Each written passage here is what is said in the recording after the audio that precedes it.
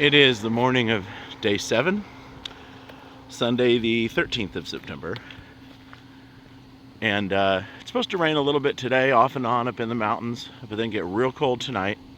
It's about 50 degrees right now at 8:15 in the morning. I'm hiking down into town and to catch some breakfast. And then a shuttle service is going to drop me off 15 miles north of here. And I'm going to turn around and slack pack south. That's farther than I would have gotten in a day with my full pack. And I figure I can end up back in my nice warm hostel tonight if I'm wet and if it's freezing cold. So, and then tomorrow they'll drop me back off at that same point and I'll go north. But I'm carrying a little baby backpack, isn't it cute? With food, water, a little bit of first aid stuff. I've got an emergency heat blanket, my poncho, extra battery for the phone, the in my pouch here that I wear on my waist. I've got headphones, a lighter, extra batteries for my headlamp and an extra tiny little emergency flashlight.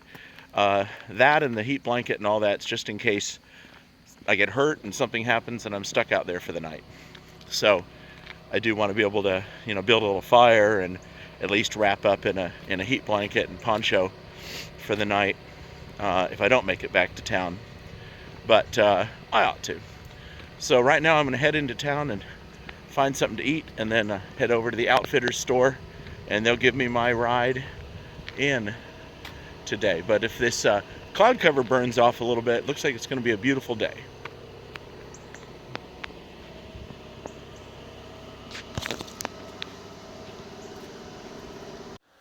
Okay, well, I walked into town to the Outfitters and got my shuttle ride. Real nice man. And he dropped me off here at Allen Gap. So about 15 miles walk south back into town. Kind of like walking into towns. I know where the barbecue ribs are. Have a little bit of a concept of the layout of the place and the approach. But it is a stunningly beautiful day. Overcast and damp. But beautiful, beautiful day. About 55 degrees right now. And the weather forecast is little rains on and off later in the day. But I got an earlier start. It's 10 o'clock. So I ought to be in there in pretty good time, being 15 miles. So hopefully there'll be a couple nice views. The clouds will burn off a little bit to provide some views. And we'll see what we can see today. All right, it's about 1:45, so I'm almost 3 hours in for the day. And I just passed Spring Mountain Shelter. It's been a nice mix of up and down, mostly up so far. And then I got some nice downs coming up and a few more ups. But it's been certainly a very eventful day. I have finished about 4.8 miles at this point, so I have under 11 miles to go for the day. And let's see, a few stories to tell you today.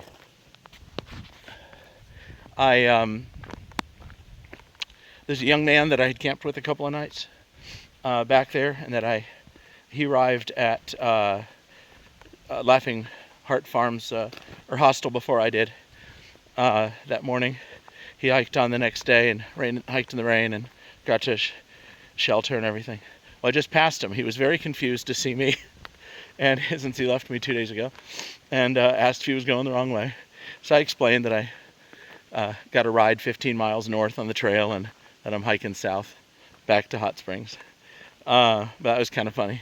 Real nice guy. May pass him again at some point. We're both heading to Irwin. And shortly after that, I found something on the trail. I had lost on day 2 or 3, one of the little rubber stoppers on the end of my trekking pole. And what it does is, if your pole is sinking into the soft dirt, especially if you're leaning on it, if you're falling or stepping down, it stops the pole from sinking. Well, I lost it. It unscrewed. It fell off. I have no idea why. By the time I noticed it, it was long back. I looked a little, but didn't bother going back for it, and didn't think to buy one in town or see if I could get a replacement one. And walking along today, and there is one sticking in the dirt. Not mine. Mine's, 50 miles back. But picked it up. It fits. Screwed it on. So now I have the stop on my pole again, which is nice because I've been having to change hands with the poles depending on which side is the soft downside of the hill, and putting it in that side in case I, lose balance or whatever, need to lean on the pole. So that's nice. But when I did that, my hands got real muddy. My left hand got real muddy. So I don't have all my supplies with me because I'm slack packing. So I went to wipe my hand on a tree and ripped open the cut on my finger from the first night. So that was brilliant. And it was gushing. So I wrapped it in a butt wipe to get the bleeding to stop, which it has now. And I'm going to keep it on there for a while. So that was fun. But the most exciting thing is about 1/10 of a mile before I got to the shelter. So about 1/10 of a mile before Spring Mountain Shelter on the north side, I saw my first bear. I had heard some rustling, and I looked and clicked my poles together and yelled, bear, bear, go away, bear. And he was about 100 feet away from me, downhill a bit. I'm guessing he was coming from the shelter, since that other hiker and a couple of ladies were there the night before, or last night. He probably goes in every day and checks out the shelter after people leave. And I startled him as he was leaving the shelter, and he took off into the woods. So fortunately, I saw the back end of a bear. But that was my first bear for the AT.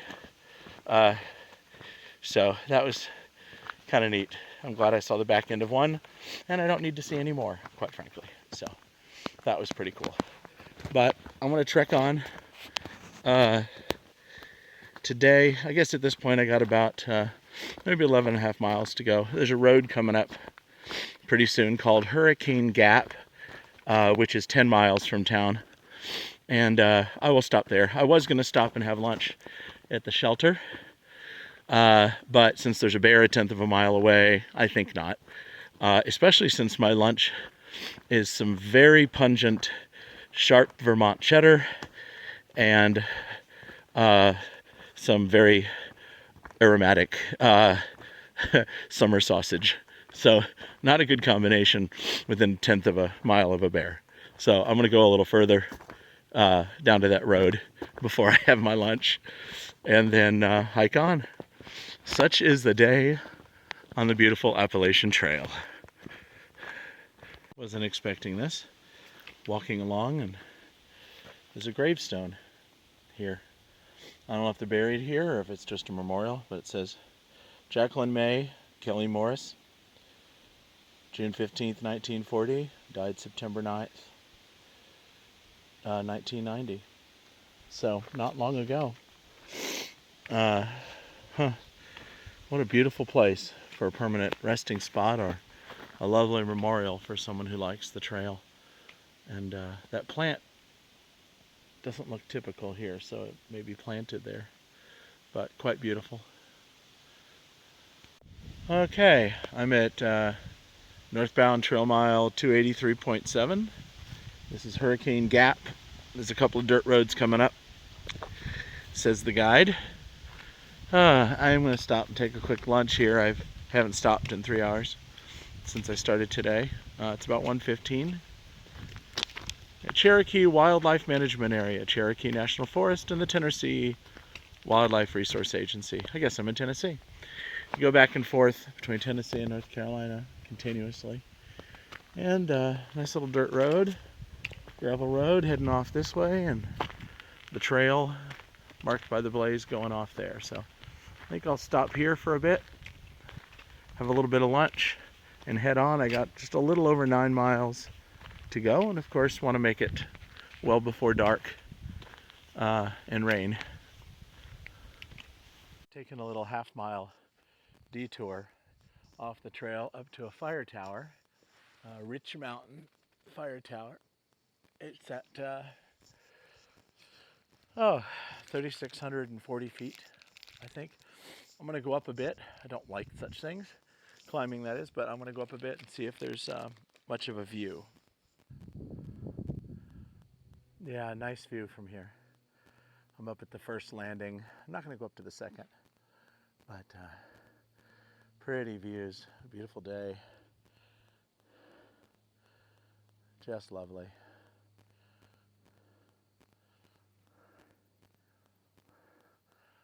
Well, time to head back on down the trail. Came down the trail here.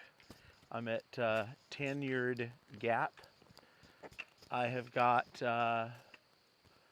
4.5 miles to go. No, 5.4. That's it. 5.4 miles to go. And it's 4:30, so I had to make it into town right about 8 o'clock, which is perfect. Just starting to get dark. And most of that is downhill. There's a little bridge crossing here, crossing the major highway going into Asheville and to Hot Springs in the two directions. So my shuttle driver showed me this overpass today.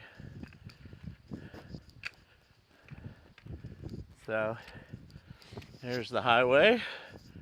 I'm thinking that's the way there. Yep, down into Hot Springs. And if you go this way for about an hour, you're in Asheville. But the trail goes this way, up over the ridge and back into the woods. So go up a bit more climbing for about a mile up, and then pretty much down the way to town with a couple of zigzags. I'm here at Mill Ridge. Thought this was kind of pretty. I got about 4.6 miles to go, kind of up on a ridge here. It's a sign that says these fields, locally known as Mill Ridge, were once used to grow tobacco and hay.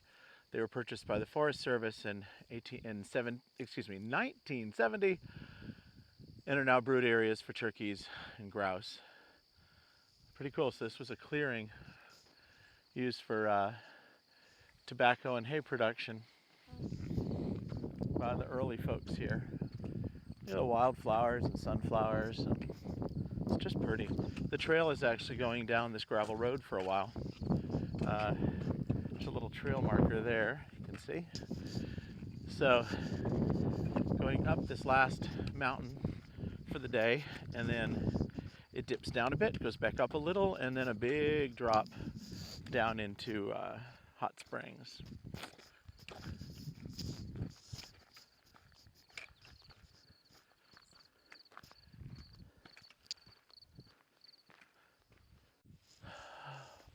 Well, I'm at the final peak, the final ridge for today. It really is neat because look at this. It's that's heading north on the trail, and down this side you got a valley, and on this side you got a valley. So you really are up on a ridge. We're just under 2,000 feet right here. I don't know who we are. It's just me here. I am at about 2,000 feet here, and coming up on what's called Lover's Leap, which is the last little ledge before the descent, and it'll go down, I think, about 500-600 feet now over the next 2 miles, down to the French Broad River. Then you cross over French Broad River, and then you're in Hot Springs. So this is my final descent here for the day, 2 hours. It's about 6:30, so that's perfect. That puts me in before 8 o'clock, puts me in before dark, and I am definitely ready for dinner. I haven't really stopped today. I took a couple little nibble breaks and some photos and videos, and stopped to get water one time. Actually, the only decent creek I saw. I stopped and re-watered up, but Saw a few people on the trail, a young couple with a little girl, a couple of other people hiking, some day hikers, and then the people I mentioned earlier. But pretty peaceful day on the trail. No more bears so far, but 2 miles to go. And get up here about another 1/10 of a mile, I think, is this Lover's Leap jump off here that the guidebook talks about. I want to stop and capture some of these views as I descend down into French Broad River. Really pretty. It's interesting to be walking into the sunset. See, this part of the Appalachian Trail follows the Tennessee-North Carolina border, so it really goes east and west for 100 plus miles at least. And if we're doing a southbound, that means you're walking west, actually. And my little 15-mile slack pack today is a southbounder,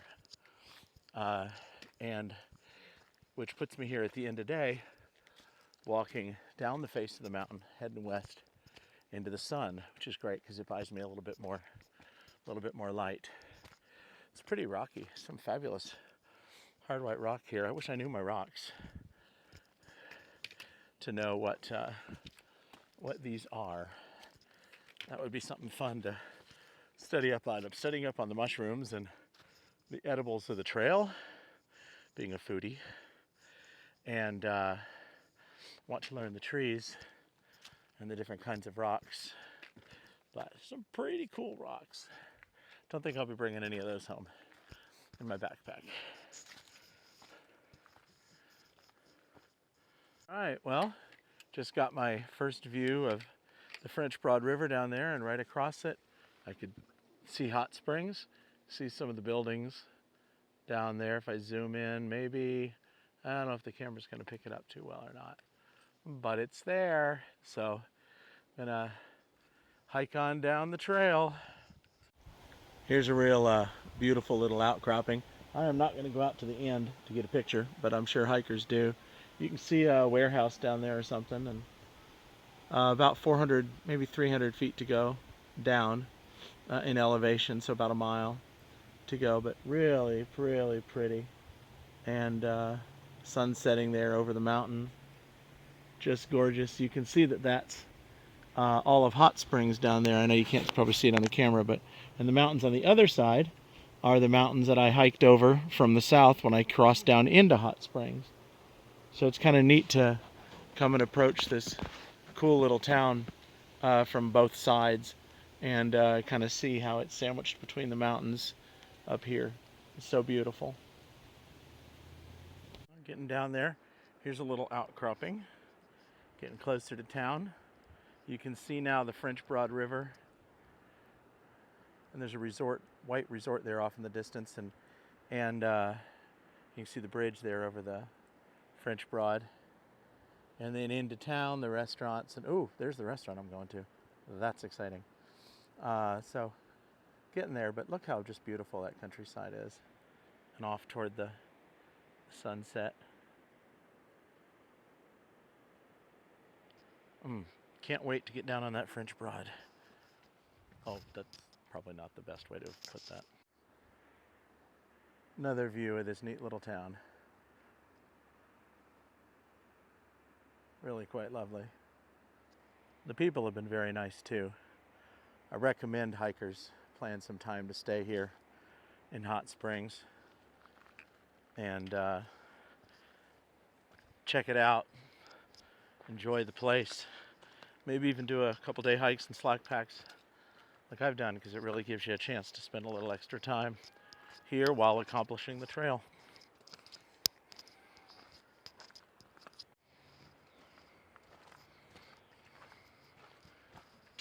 Nice gravelly descent. Love the big rocks. Pine trees. Nice to see pine tree forests. Such a contrast to the Smokies, which are, only about 40 miles south of here. But Such a difference once you get out of the Smokies. This section that I'm doing on this section hike is just so different. Once you cross that interstate, what a difference.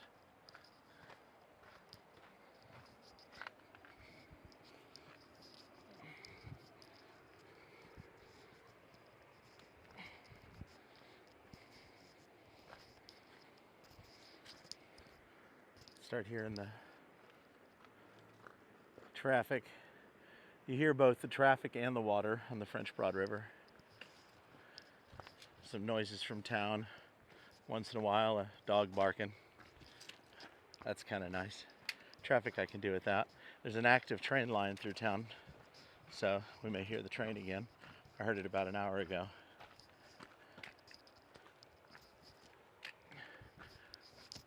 I'm gonna need two hands to navigate some of this coming up here, so I'm gonna have to turn this off for a bit. But one last, well, not last, but one other view.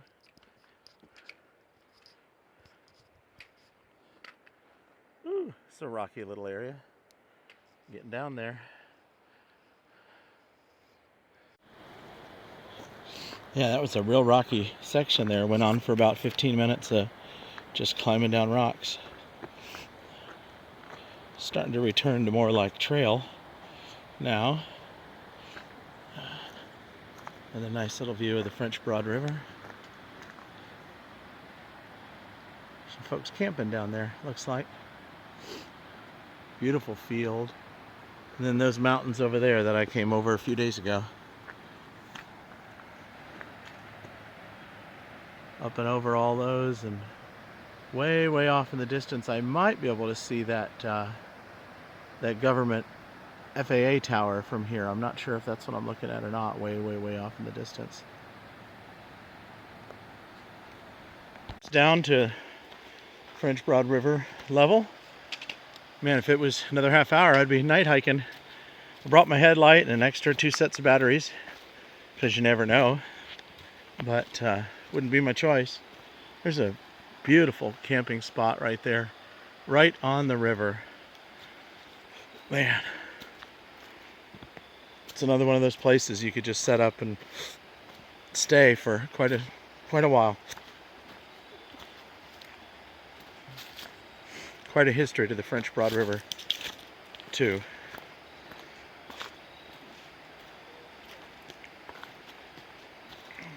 Almost down to level, down to the water level now.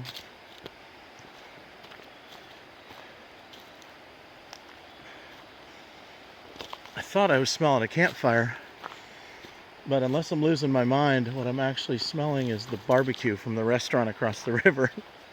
And it's a pretty good distance from here, but I'm definitely smelling someone doing barbecue somewhere, grilling out or doing something.